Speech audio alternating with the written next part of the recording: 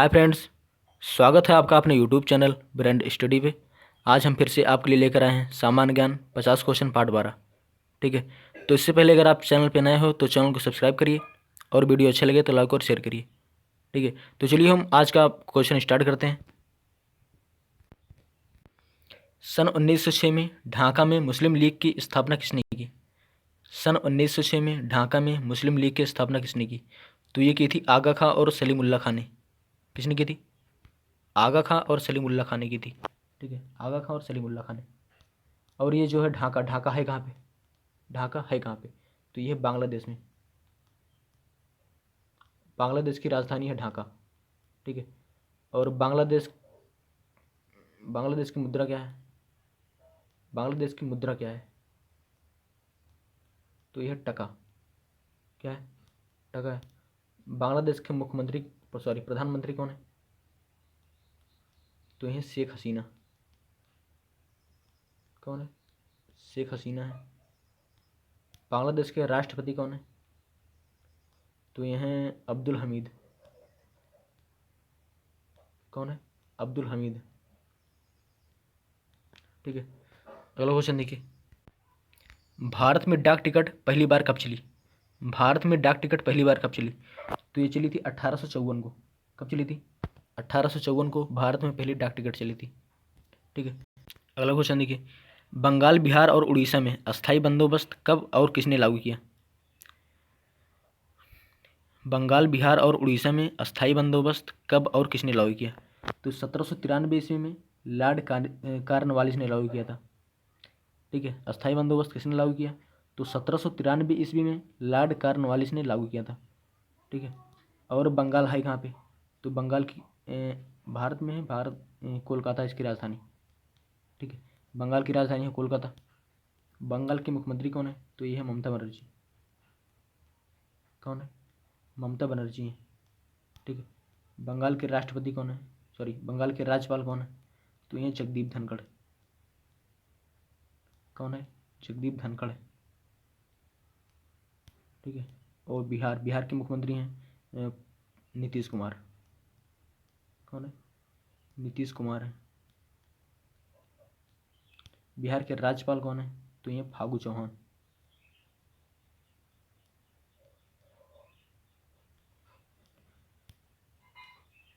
और ये है उड़ीसा। उड़ीसा की राजधानी क्या है? तो भुवनेश्वर है।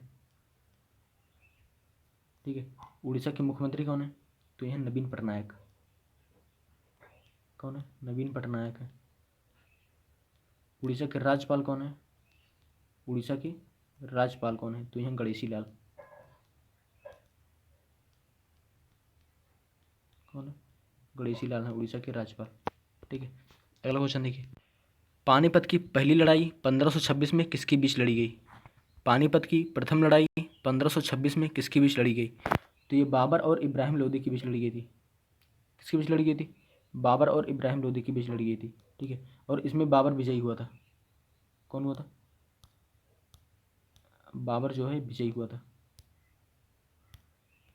बाबर विजयी हुआ था। ठीक है, पानीपत की प्रथम लड़ाई 1526 में किसके बीच लड़ी गई? तो बाबर और इब्राहिम लोदी के बीच लड़ी। और पानीपत की दूसरी लड़ाई कब हुई थी? पानीपत की दूसरी लड़ाई कब हुई थी? तो दूसरी लड़ाई हुई थी 1556 को। कब हुआ था?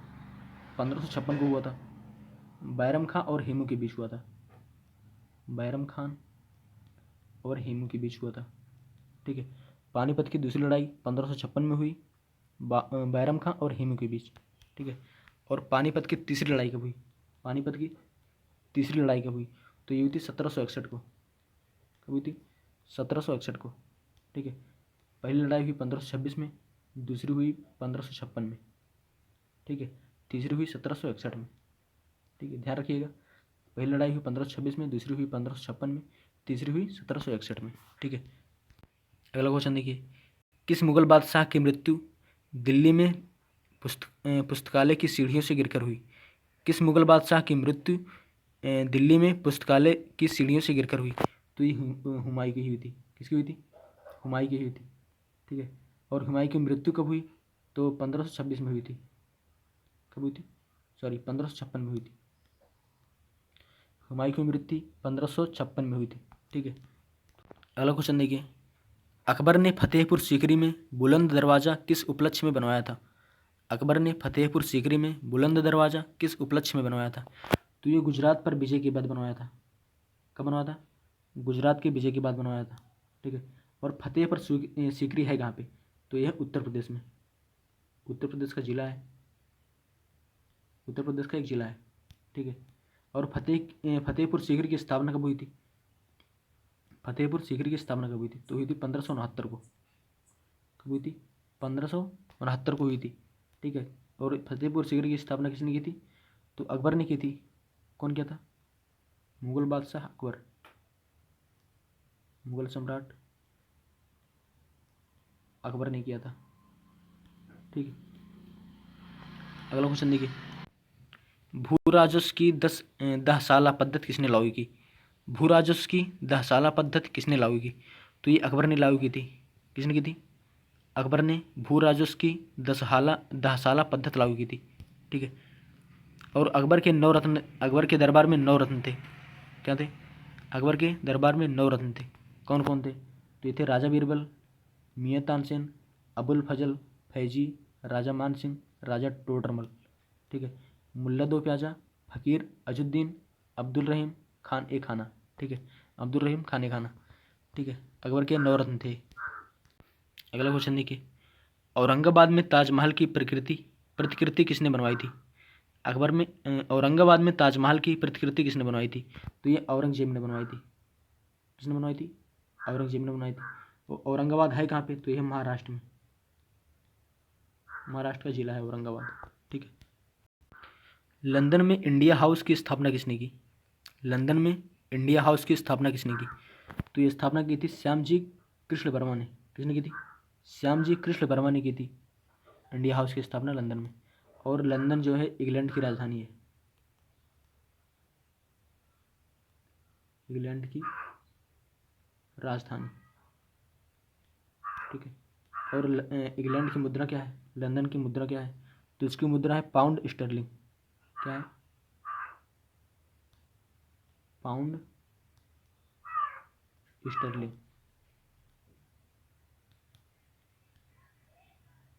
ठीक है। और ये लंदन जो है ये है यूरोप महाद्वीप में, यूरोप महाद्वीप में। ठीक है। अगला अगला क्वेश्चन देखिए, कांग्रेस की स्थापना के समय भारत का वायसराय कौन था? कांग्रेस की स्थापना के समय भारत का वायसराय कौन था? तो ये था लॉर्ड डफरिन। कौन था? लॉर्ड डफरिन था। ठीक है। कांग्रेस की स्थापना के समय भारत का वायसराय कौन था? तो ये था लॉर्ड डफरिन। अगला क्वेश्चन देखिए, विश्व का सबसे बड़ा प्रायद्वीप कौन सा है? विश्व का सबसे बड़ा प्रायद्वीप कौन सा है? तो ये है अरब प्रायद्वीप। क्या है? अरब प्रायद्वीप है। ठीक है। और ये है कहाँ पे? अरब प्रायद्वीप है कहाँ पे? तो यह दक्षिण पश्चिम एशिया में। कहाँ पर है? दक्षिण पश्चिम एशिया में है। ठीक है। और जो अरब प्रायद्वीप है, अरब प्रायद्वीप, इसका क्षेत्रफल कितना है? अरब प्रायद्वीप का क्षेत्रफल कितना है? तो इसका क्षेत्रफल है 32,37,500। कितना है? 32,37,500 किलोमीटर। ठीक है। अगला क्वेश्चन देखिए, पश्चिमी घाट को अन्य किस नाम से जाना जाता है? पश्चिमी घाट को अन्य किस नाम से जाना जाता है? तो ये सह्याद्री पर्वत श्रृंखला के नाम से जाना जाता है। किस नाम से जाना जाता है? सह्याद्री पर्वत श्रृंखला के नाम से जाना जाता है। ठीक है। तंबाकू के धुएं में कौन सा हानिकारक तत्व पाया जाता है? तंबाकू के धुएं में कौन सा हानिकारक तत्व पाया जाता है? तो ये पाया जाता है निकोटिन। क्या पाया जाता है? निकोटिन पाया जाता है। ठीक है। और तंबाकू निषेध दिवस कब मनाया जाता है? तंबाकू विश्व तंबाकू निषेध दिवस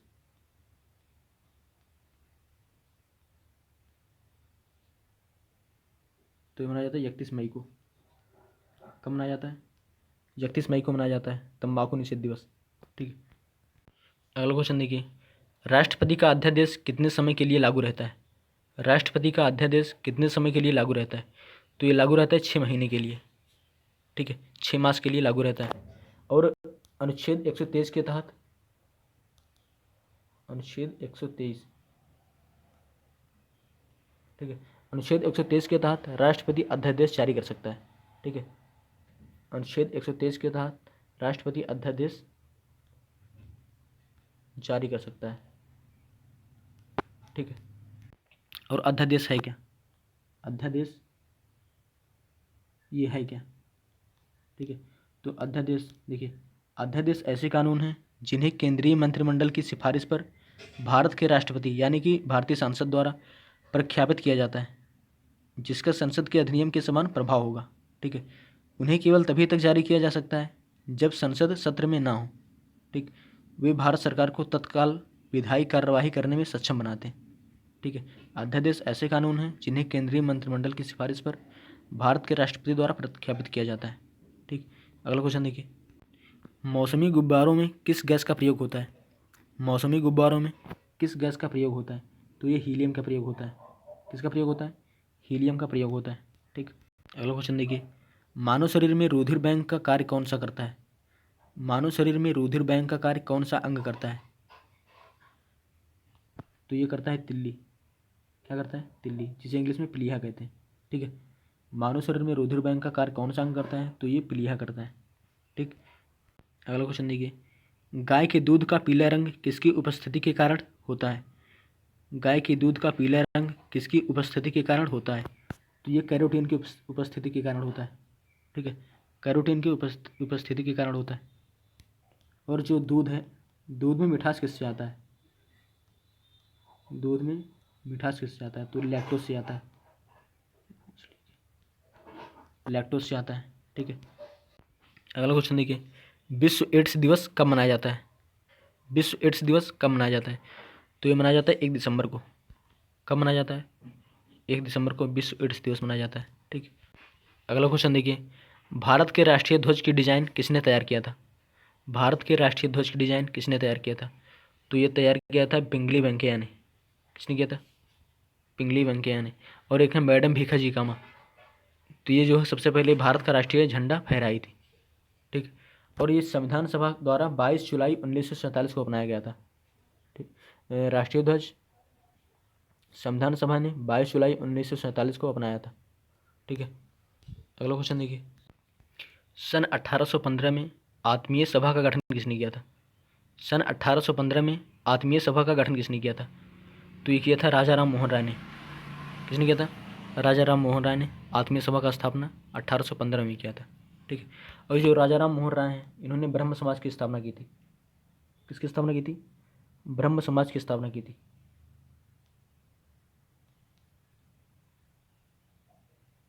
ठीक है, और ये की थी 1828 में। कब की थी?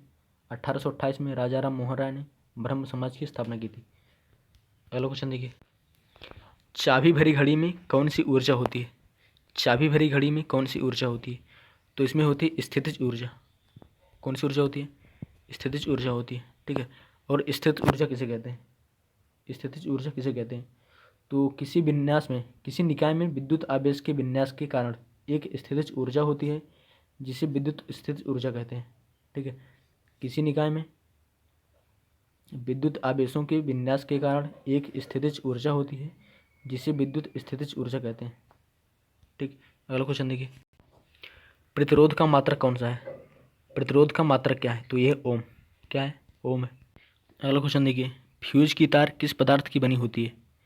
फ्यूज की तार किस पदार्थ की बनी होती है? तो टिन और शीशे की मिश्र धातु की बनी होती है। किसकी बनी होती है? टिन और शीशे से बनी होती है फ्यूज की तार। ठीक है, अगला क्वेश्चन देखिए, इलेक्ट्रॉन की खोज किसने की? इलेक्ट्रॉन की खोज किसने की? तो इलेक्ट्रॉन की खोज की थी जे टॉमसन ने। किसने की थी? जे टॉमसन ने की थी। ठीक है, और प्रोटॉन की खोज किसने की थी? प्रोटॉन की खोज किसने की थी? तो प्रोटॉन की खोज की थी अर्नेस्ट रदरफोर्ड ने। किसने की थी? अर्नेस्ट रदरफोर्ड ने। और कब की थी? तो 1911 में की थी। ठीक है, प्रोटॉन की खोज रदरफोर्ड ने की थी 1911 ईस्वी में। ठीक है, और न्यूट्रॉन की खोज किसने की? न्यूट्रॉन की खोज किसने की? तो न्यूट्रॉन की खोज की थी जेम्स चार्विक ने। किसने की थी? जेम्स चार्विक ने की थी। कब की थी? तो 1931 में की थी। ठीक है, न्यूट्रॉन की खोज चार्विक ने की थी 1931 में, और ये जे थॉम्सन ने इलेक्ट्रॉन की खोज की थी 1897 में। कब की थी? 1897 में की थी। अगला क्वेश्चन देखिए, गुरुत्वाकर्षण के नियम किसने बनाए? गुरुत्वाकर्षण के नियम किसने बनाए थे? तो ये बनाए थे न्यूटन ने। किसने बनाए थे? न्यूटन ने बनाए थे। ठीक है। और न्यूटन के 3 गति विषयक नियम है। 3 गति विषयक नियम है। ठीक है, बता रहा हूँ आपको। न्यूटन का प्रथम नियम, न्यूटन का प्रथम नियम, न्यूटन का प्रथम नियम जो है ये जड़त्व का नियम कहलाता है। ठीक है, न्यूटन का पहला नियम जड़त्व का नियम कहलाता है। ठीक है, यदि कोई वस्तु विरामावस्था में है तो वह तब तक विरामावस्था में रहेगी जब तक उस पर कोई बाहरी बल न लगाया जाए। ठीक है, यदि कोई वस्तु विरामावस्था में है तो वह तब तक विरामावस्था में रहेगी जब तक उस पर कोई बाहरी बल न लगाया जाए, और गतिशील है तो तब तक एक समान गति की अवस्था में रहेगी जब तक कि उस पर बाहरी बल लगाकर उसे स्थिर न किया जाए। ठीक है, ये न्यूटन का प्रथम नियम है। और न्यूटन का दूसरा नियम देखिए, तो न्यूटन का दूसरा नियम है, किसी भी वस्तु के संवेग परिवर्तन की दर उस पर लगाए गए बल के समानुपाती होता है तथा संवेग परिवर्तन की दिशा वही होती है जो बल की दिशा होती है। ठीक है, न्यूटन का दूसरा नियम क्या है? किसी भी वस्तु के संवेग परिवर्तन की दर उस पर लगाए गए बल के समानुपाती होता है तथा संवेग परिवर्तन की दिशा वही होती है जो बल की दिशा होती है। ठीक है, न्यूटन का तीसरा नियम देखिए, प्रत्येक क्रिया के बराबर तथा उसके विपरीत दिशा में प्रतिक्रिया होती है। ठीक है, अगला क्वेश्चन, परमाणु बम का आविष्कार किसने किया? परमाणु बम का आविष्कार किसने किया? तो ये किया था ऑटो हान ने। किसने किया था? ऑटो हान ने किया था। इलेक्ट्रिक हीटर की कुंडली किस धातु से बनाई जाती है? इलेक्ट्रिक हीटर की कुंडली किस धातु से बनाई जाती है? तो ये बनाई जाती है नाइक्रोम से। किससे बनाई जाती है? नाइक्रोम से बनाई जाती है। ठीक है, अगला क्वेश्चन देखिए, हेमेटाइट और मैग्नेटाइट किसके अयस्क हैं? हेमेटाइट और मैग्नेटाइट किसके अयस्क हैं? तो ये लोहा के। किसके हैं? लोहा के। और लोहा जो है 4 प्रकार के होते हैं। कितने होते हैं? 4 प्रकार के होते हैं। कौन कौन से होते हैं दिखा रहा हूँ आपको। पहला है मैग्नेटाइट। क्या है? मैग्नेटाइट है। ठीक है, यह सबसे उत्तम कोटि का अयस्क है। इसमें धातु अंश 70% पाई जाती है। ठीक है, मैग्नेटाइट सबसे अच्छा लोहा होता है, इसमें लोहांश 70% पाई जाती है। ठीक है, और दूसरा है हेमेटाइट। क्या है? हेमेटाइट है। यह लाल कत्थई रंग का होता है, इसमें लोहांश 60 से 70% पाई जाती है। कितनी पाई जाती है? 60 से 70%। ठीक है, और देखो तीसरी और चौथी, यह है तीसरी लिमोनाइट। क्या है? लिमोनाइट है। इसका रंग पीला या भूरा होता है। ठीक है, इसमें लोहांश की मात्रा 40 से 60% पाई जाती है। और देखा चौथा है सिडेराइट। इसका रंग राख जैसा होता है, इसमें लोहांश 10 से 48% पाया जाता है। ठीक है, स्क्रीनशॉट ले लीजिए आप इसका। अगला क्वेश्चन देखिए, कार की बैटरी में किस अम्ल का प्रयोग होता है? कार की बैटरी में किस अम्ल का प्रयोग होता है? तो इसमें होता है सल्फ्यूरिक अम्ल का प्रयोग। किसका प्रयोग होता है? सल्फ्यूरिक अम्ल का प्रयोग होता है। और सल्फ्यूरिक अम्ल का सूत्र क्या है? तो यह H2SO4। क्या है? H2SO4। ठीक है, मात्रकों की अंतर्राष्ट्रीय पद्धति किस वर्ष लागू हुई? मात्रकों की अंतर्राष्ट्रीय पद्धति किस वर्ष लागू हुई? तो ये लागू हुई थी 1971 में। कब लागू हुई थी? 1971 में लागू हुई थी। अगला क्वेश्चन देखिए, सर्वेंट्स ऑफ इंडिया सोसाइटी की स्थापना किसने की? सर्वेंट्स ऑफ इंडिया सोसाइटी की स्थापना किसने की? तो इसकी स्थापना की थी गोपाल कृष्ण गोखले ने। किसने की थी? गोपाल कृष्ण गोखले ने की थी। तो कब की थी? तो ये 1905 में की थी। कब की थी? 1905 में की थी। और महाराष्ट्र के पुणे में की थी। महाराष्ट्र के पुणे में की थी। ठीक है, पुणे में 1905 में की थी। ठीक है, अगला क्वेश्चन देखिए, खिलाफत आंदोलन का नेतृत्व किसने किया?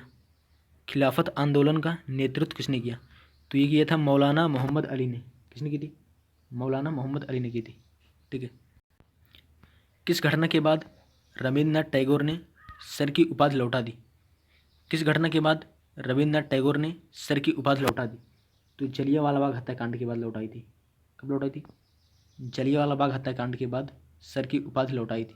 ठीक है, देखो बैसाखी के दिन 13 अप्रैल 1919 को अमृतसर में जलियांवाला बाग हत्याकांड हुआ था। कब हुआ था? बैसाखी के दिन 13 अप्रैल 1919 को अमृतसर में, ये अमृतसर है पाकिस्तान में। ठीक है, जलियांवाला बाग हत्याकांड हुआ था। और ब्रिटिश सरकार ने टैगोर को नाइटहुड की उपाधि दी थी? ठीक है, रविन्द्रनाथ टैगोर को सर की उपाधि किसने दी? सर की उपाधि किसने दी? तो ब्रिटिश सरकार ने दिया था। किसने दिया था? ब्रिटिश सरकार ने दिया था। ठीक है, अगला क्वेश्चन देखिए, विश्व में सर्वाधिक जनसंख्या वाला शहर कौन सा है? विश्व में सर्वाधिक जनसंख्या वाला शहर कौन सा है? तो यह टोक्यो। क्या है? टोक्यो है। टोक्यो में सर्वाधिक जनसंख्या है। और टोक्यो है कहाँ पे? तो जापान की राजधानी है।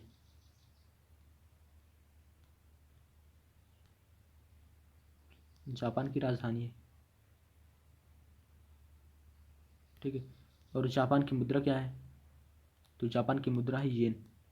ठीक है, जापान के प्रधानमंत्री कौन है? तो जापान के प्रधानमंत्री हैं शिंजो अबे। कौन है? शिंजो अबे हैं। वर्तमान में है ये, और ये 57वें प्रधानमंत्री हैं। कौन हैं? 57वें प्रधानमंत्री हैं। ठीक है, सफ़ेद रक्त कण का कार्य क्या है? सफ़ेद रक्त कण का कार्य क्या है? वाइट ब्लड कॉर्पस का कार्य क्या है? तो रोग प्रतिरोधक क्षमता। क्या है? रोग प्रतिरोधक क्षमता। डब्ल्यू बी सी का फुल फॉर्म क्या है? तो है वाइट ब्लड कॉर्पस। ठीक है, वाइट ब्लड कॉर्पस। अगला क्वेश्चन देखिए, अर्थशास्त्र का जनक कौन कहलाता है? अर्थशास्त्र का जनक कौन कहलाता है? तो ये कहते हैं एडम स्मिथ। कौन कहलाते हैं? ठीक है, और अर्थशास्त्र के लेखक कौन है? देखिए, इसमें अंतर है। अर्थशास्त्र के जनक हैं एडम स्मिथ, और अर्थशास्त्र के लेखक हैं चाणक्य। कौन है? चाणक्य, इन्हें कौटिल्य भी कहते हैं। ठीक है, अर्थशास्त्र के जनक हैं एडम स्मिथ, और अर्थशास्त्र के लेखक हैं चाणक्य, कौटिल्य। ठीक है, अगला क्वेश्चन देखिए, बीजक किसकी रचना है? बीजक किसकी रचना है? तो यह है संत कबीरदास की। किसकी रचना है? संत कबीरदास की रचना है बीजक। अगला क्वेश्चन देखिए, चांद बीबी कहाँ की शासका थी? चांद बीबी कहाँ की शासक थी? तो ये थी अहमदनगर की। कहाँ की थी? अहमदनगर। और अहमदनगर है महाराष्ट्र में। कहाँ पर है? महाराष्ट्र में। बात महाराष्ट्र की है, तो महाराष्ट्र के मुख्यमंत्री कौन है? तो महाराष्ट्र के मुख्यमंत्री हैं उद्धव ठाकरे। कौन है? उद्धव ठाकरे हैं। महाराष्ट्र के राज्यपाल कौन है? तो हैं भगत सिंह कोश्यारी। कौन है? भगत सिंह कोश्यारी हैं। ठीक है, अगला क्वेश्चन देखिए, इंटरनेट द्वारा संदेश भेजना क्या कहलाता है? इंटरनेट द्वारा संदेश भेजना क्या कहलाता है? तो ये कहलाता है ईमेल। क्या कहलाता है? ईमेल कहलाता है। अगला क्वेश्चन देखिए, टेस्ट मैचों में भारत की भारत की ओर पहला शतक किसने लगाया था? टेस्ट मैचों में भारत की ओर पहला शतक किसने लगाया था? तो ये लगाया था लाला अमरनाथ ने। किसने लगाया था? लाला अमरनाथ ने लगाया था। अगला क्वेश्चन देखिए, समुद्री जल से शुद्ध जल किस प्रक्रिया द्वारा प्राप्त किया जाता है? समुद्री जल से शुद्ध जल किस प्रक्रिया द्वारा प्राप्त किया जाता है? तो ये प्राप्त किया जाता है आसवन द्वारा। किसके द्वारा? आसवन द्वारा। ठीक है, और शुद्ध जल का पीएच मान कितना होता है? तो शुद्ध जल का पीएच मान होता है 7। कितना होता है? 7 होता है। ठीक है, अगला क्वेश्चन देखिए, तुलबुल परियोजना किस नदी पर स्थित है? तुलबुल परियोजना किस नदी पर स्थित है? तो यह झेलम नदी पर। किस नदी पर है? झेलम नदी पर है। और झेलम नदी कहाँ से निकलती है? झेलम नदी ये कहाँ से निकलती है? तो ये जम्मू कश्मीर के पीर पंजाल से निकलती है। जम्मू कश्मीर के पीर पंजाल से निकलती है। पीर पंजाल से निकलती है। ठीक है, और झेलम की लंबाई कितनी है? झेलम नदी की इसकी लंबाई कितनी है? तो 725 किलोमीटर है। कितनी है? 725 किलोमीटर है। अगला क्वेश्चन देखिए, लोकसभा की बैठक आयोजित करने के लिए अपेक्षित गणपूर्त क्या है? लोकसभा की बैठक आयोजित करने के लिए अपेक्षित गणपूर्त क्या है? तो यह 1/10। कितना है? 1/10 है। ठीक है, और देखो वर्तमान में लोकसभा सदस्य की संख्या कितनी है? वर्तमान में लोकसभा सदस्य की संख्या कितनी है? तो ये 545 है। कितनी है? 545 है। और लोकसभा की अधिकतम सीट कितनी होती है? तो ये होती है 552। कितनी होती है? 552 होती है। लोकसभा के अध्यक्ष कौन है? लोकसभा के अध्यक्ष कौन है? तो यहाँ ओम बिरला। कौन है? ओम बिरला है। ठीक है, अगला क्वेश्चन देखिए, भारत में कौन सी जलवायु पाई जाती है? भारत में कौन सी जलवायु पाई जाती है? तो ये उष्णकटिबंधीय मानसूनी जलवायु पाई जाती है। कौन सी? उष्णकटिबंधीय मानसूनी जलवायु भारत में पाई जाती है। किस मिट्टी को रेगुर मिट्टी के नाम से जाना जाता है? किस मिट्टी को रेगुर मिट्टी के नाम से जाना जाता है? तो ये काली मिट्टी। क्या है? काली मिट्टी को रेगुर मिट्टी कहते हैं। ठीक है, और जो काली मिट्टी है, ये काली मिट्टी कपास के लिए अधिक महत्वपूर्ण है। ठीक है, काली मिट्टी कपास के लिए अधिक महत्वपूर्ण है। यह मिट्टी लावा प्रदेश में पाई जाती है। कहाँ पाई जाती है? यह मिट्टी लावा प्रदेश में पाई जाती है। ठीक है, इस प्रकार की मिट्टी के क्षेत्र गुजरात में, महाराष्ट्र में, मध्य प्रदेश में और आंध्र प्रदेश का पश्चिमी भाग में पाए जाते हैं। ठीक है, काली मिट्टी गुजरात में, महाराष्ट्र में, मध्य प्रदेश में और आंध्र प्रदेश के पश्चिमी भाग में पाए जाते हैं। ठीक है, अगला क्वेश्चन देखिए, लाल मिट्टी का रंग लाल क्यों होता है? लाल मिट्टी का रंग लाल क्यों होता है? तो ये लौह ऑक्साइड की उपस्थिति के कारण, इसी कारण लौह ऑक्साइड की उपस्थिति के कारण होती है। ठीक है, अगला क्वेश्चन देखिए, भारत के कितने प्रतिशत क्षेत्रफल पर खेती होती है? भारत के कितने प्रतिशत क्षेत्रफल पर खेती होती है? तो ये 51% पर होती है। कितने पर होती है? 51% पर होती है। ठीक है, भारत के पूर्वोत्तर राज्यों के भारत के पूर्वोत्तर राज्यों में, ठीक है, जंगलों को काटकर जो खेती की जाती है वह क्या कहलाती है? भारत के पूर्वोत्तर के राज्यों में जंगलों को काटकर जो खेती की जाती है वह क्या कहलाती है? तो ये झूमिंग खेती होती है। ठीक है, झूमिंग खेती में जंगलों को काटकर खेती होती है। ठीक है, और जो यह खेती है पहाड़ों में विशेषकर पाई जाती है। ठीक है, यह खेती पहाड़ों में होती है और मेघालय, अरुणाचल प्रदेश जैसे पूर्वोत्तर राज्यों में होती है। कहाँ पर होती है? मेघालय में, अरुणाचल प्रदेश में, मतलब पूर्वोत्तर राज्यों में होते हैं। सिक्किम हो गया, त्रिपुरा हो गया, मेघालय, ये सब। ठीक है, अगला क्वेश्चन देखिए, भारत में रेशम का सबसे अधिक उत्पादन किस राज्य में होता है? भारत में रेशम का सबसे अधिक उत्पादन किस राज्य में होता है? तो ये कर्नाटक में होता है। किस में होता है? कर्नाटक में होता है। और कर्नाटक की राजधानी क्या है? तो इसकी राजधानी बंगलोर। क्या है? बंगलुरु है। कर्नाटक के मुख्यमंत्री कौन है? तो ये हैं BS येदुरप्पा। BS येदुरप्पा। ठीक है, कर्नाटक के राज्यपाल कौन है? तो ये हैं बाजूभाई वाला। बाजूभाई वाला।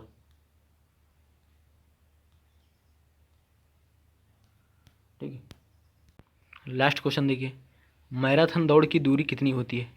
मैराथन दौड़ की दूरी कितनी होती है? तो इसकी दूरी होती है 26 मील या फिर 385 गज कह सकते हैं। कितनी होती है? 26 मील या फिर 385 गज होती है। ठीक है, आपका 100 क्वेश्चन पूरा हुआ, 50 क्वेश्चन पूरा हुआ। ठीक है, अगर आप चैनल पर नए हो तो सबसे पहले आप चैनल को सब्सक्राइब कर लीजिए। वीडियो अच्छा लगा तो लाइक करिए। ठीक है, जितना हो सके उतना शेयर करिए। मिलते हैं अगले वीडियो में। धन्यवाद।